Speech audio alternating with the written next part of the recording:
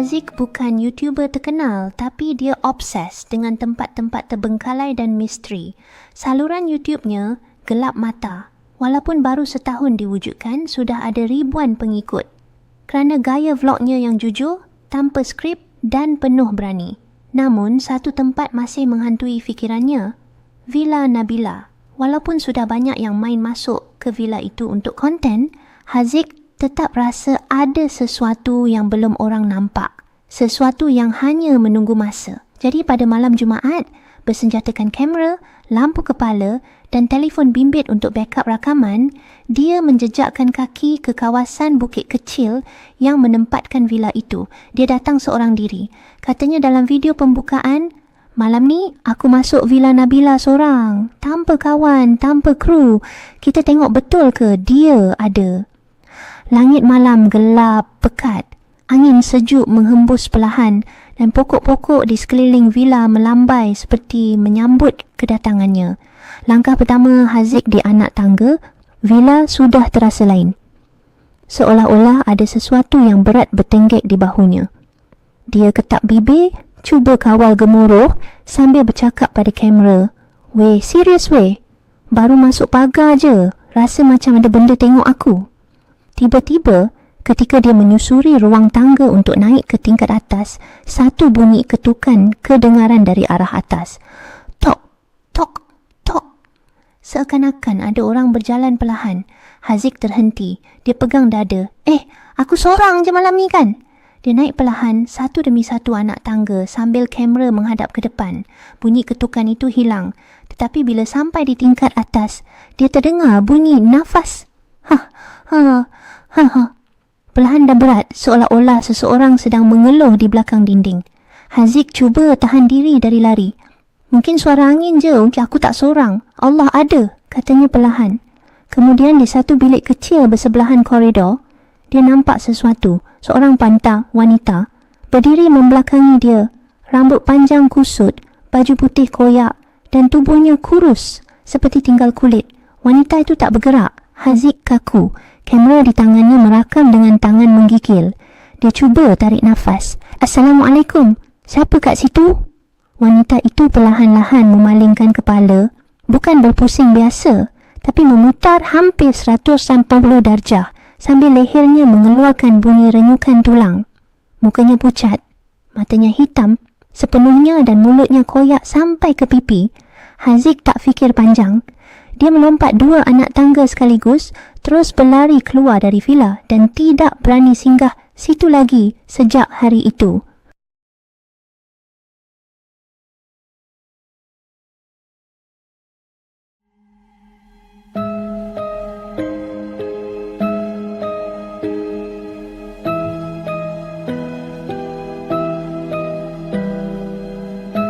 Highland Tower ni memang tak asing lagi kalau cakap pasal tempat seram kat Malaysia. Terletak kat Taman Hillview, Ulu Klang.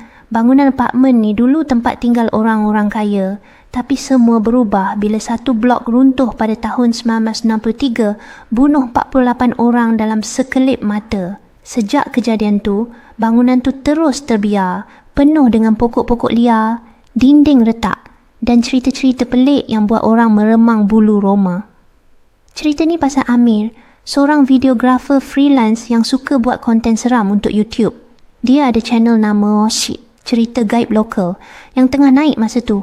Amir ni jenis gila konten, sanggup masuk mana-mana tempat berhantu demi dapat view dan subscriber. Satu hari, dia ajak kawan baik dia, Joe, bekas pengawal keselamatan yang tengah menganggur, untuk join dia buat video kat Highland Tower, konon-konon nak buat exploration malam terakhir. Diorang siap bawa kamera inframerah, voice recorder dan drone. Mula-mula semua okey je. Bunyi cengkerik, angin sepoi-sepoi walaupun tempat tu gelap dan sunyi.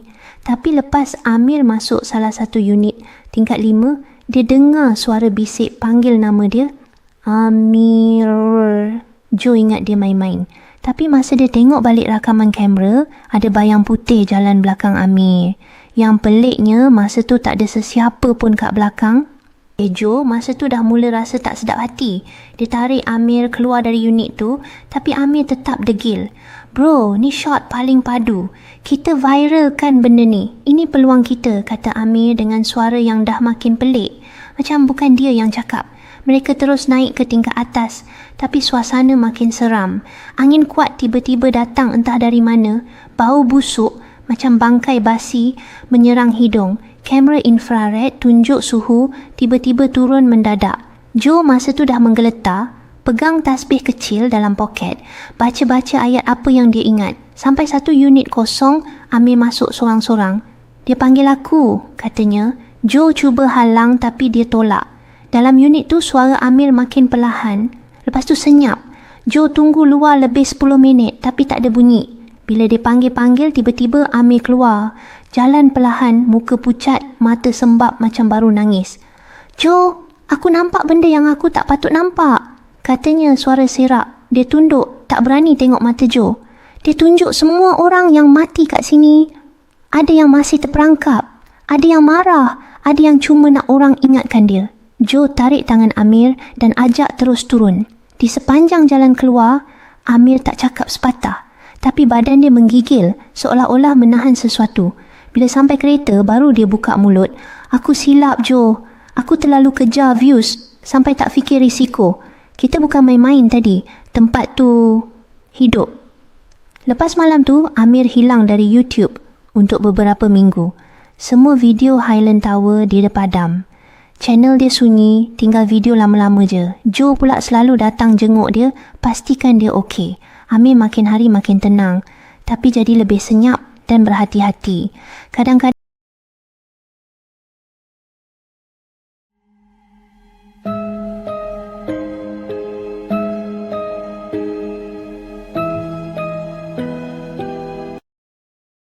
Kuala Kangsar, sebuah pekan lama yang penuh sejarah di Perak, memang terkenal dengan bangunan kolonial dan suasana kampung yang tenang.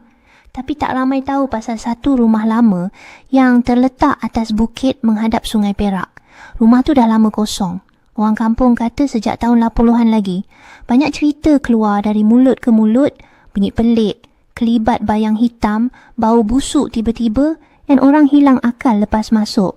Tapi cerita yang ni datang dari seorang lelaki yang betul-betul alami sendiri benda pelik kat situ. Diceritakan daripada satu ulasan komen panjang dalam forum Loyat.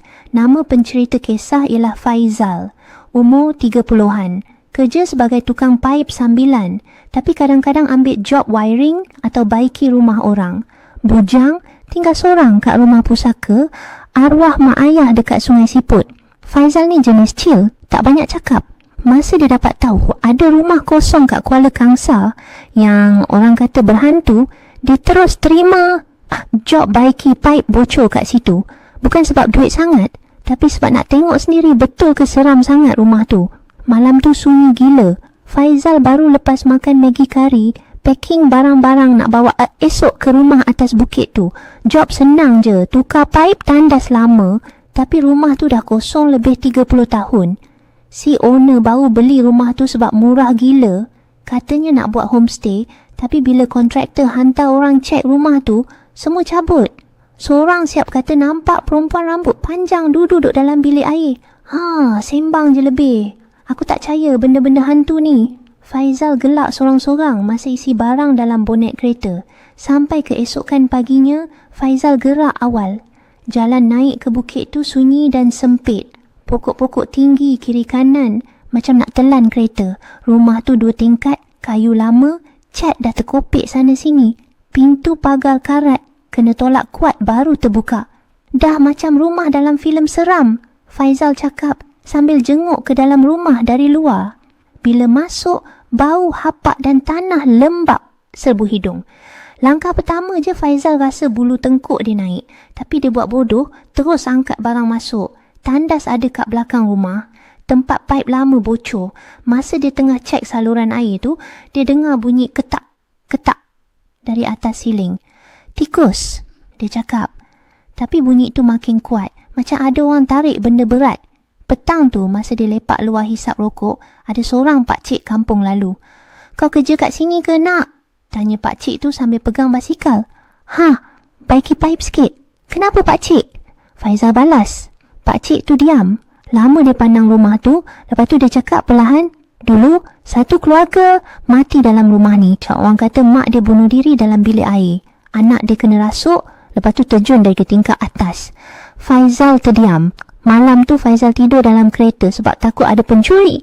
Tapi dalam pukul 2 pagi, dia terdengar bunyi ketuk kat tingkap kereta perlahan. Tok, tok, tok. Bila dia jenguk, tak ada orang.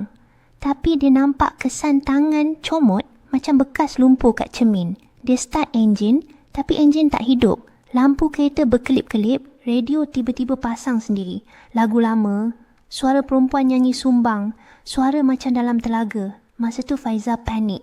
Dia keluar dari kereta tapi suasana jadi sepi sangat. Tak ada bunyi cengkerik, tak ada bunyi daun. Tiba-tiba dia dengar bunyi pintu rumah depan tu terbuka sendiri. Dari dalam rumah, keluar bau busuk. Busuk sangat, macam bangkai. Dan dalam sama-sama cahaya bulan, Faizal nampak sesuatu berdiri kat pintu. Tinggi, rambut panjang, kepala sengit sebelah. Dia lari terus, tinggal semua barang. Sampai hari ni Faizal tak pernah ambil job malam lagi.